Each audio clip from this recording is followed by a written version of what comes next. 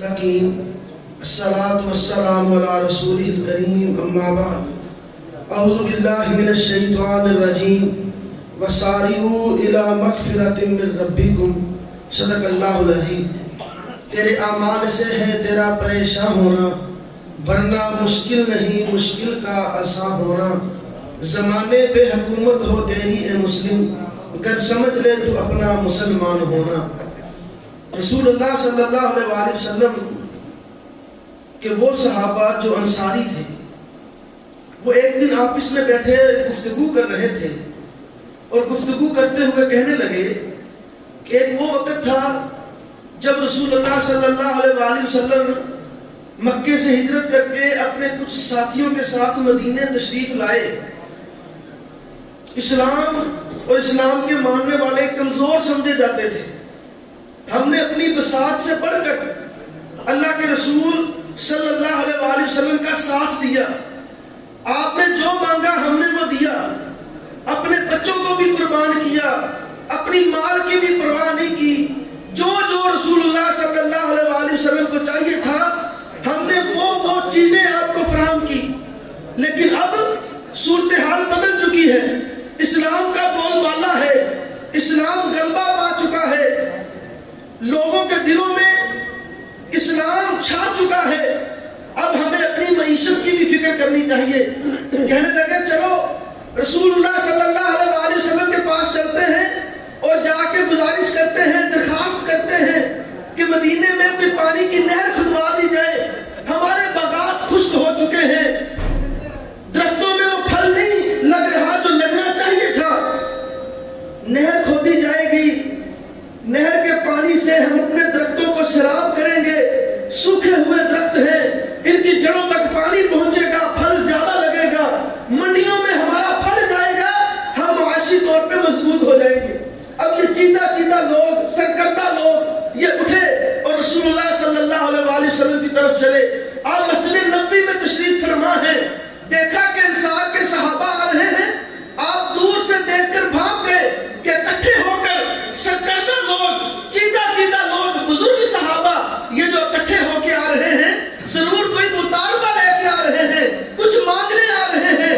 اللہ کے رسول صلی اللہ علیہ وآلہ وسلم نے دور سے اپنے ہاتھ کو اٹھایا، مرحبا بالانصار، انصاریوں آؤ، خوش آمدید، مانگو کیا مانگتے ہو، تم آ کر جو مانگو گے میں اللہ سے دعا کروں گا، اللہ تمہیں وہی عطا کر دے گا۔ اب کیا لینے آ رہے تھے یہ؟ پانی کی نہر۔ جب انہوں نے رسول اللہ صلی اللہ علیہ وآلہ وسلم کی زبان سے یہ سنا کیا مانگو کیا مانگتے ہو، میں اللہ سے دعا کروں گا، اللہ وہی عطا کر دے گا، یہ ادھر ہی رک گئے۔ کہنے لگے ہمیں پانی کی نہر نہیں چاہیے، اب پانی کا کیا کرنا؟ کوئی ایسی چیز مانگو جو دنیا کے ساتھ ساتھ آخرت میں بھی فائدہ دے۔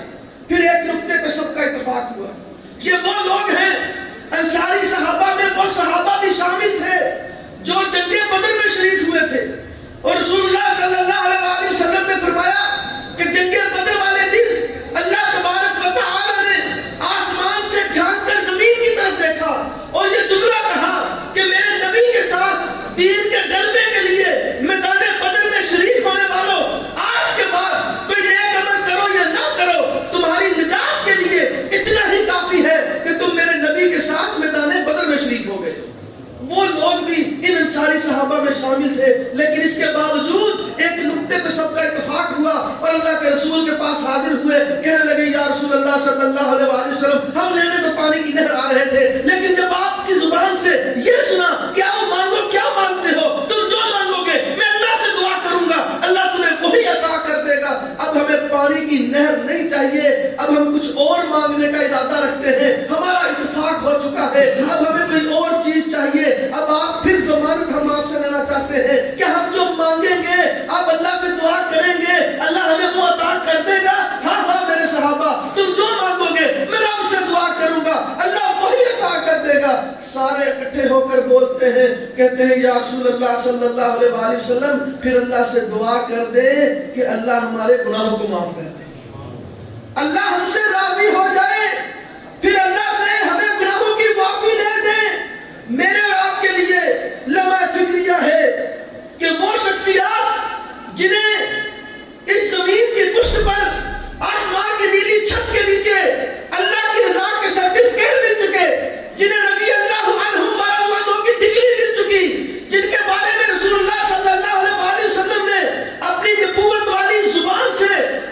معافی کے اعلان اللہ تبارک و تعالیٰ سے کروا دیے، اس کے باوجود انہیں فکر ہے تو اس بات کی فکر ہے کہ اللہ ہم سے راضی ہو جائے، اللہ ہمارے گناہوں کو معاف کر دے۔ میرے اور آپ کے لیے یہ لمحہ فکریہ ہے کہ ہم زندگی کے شب و روز گزار رہے ہیں، ہم دن میں کتنی مرتبہ اللہ تبارک و تعالیٰ کی طرف توبہ کا رجوع کرتے ہیں۔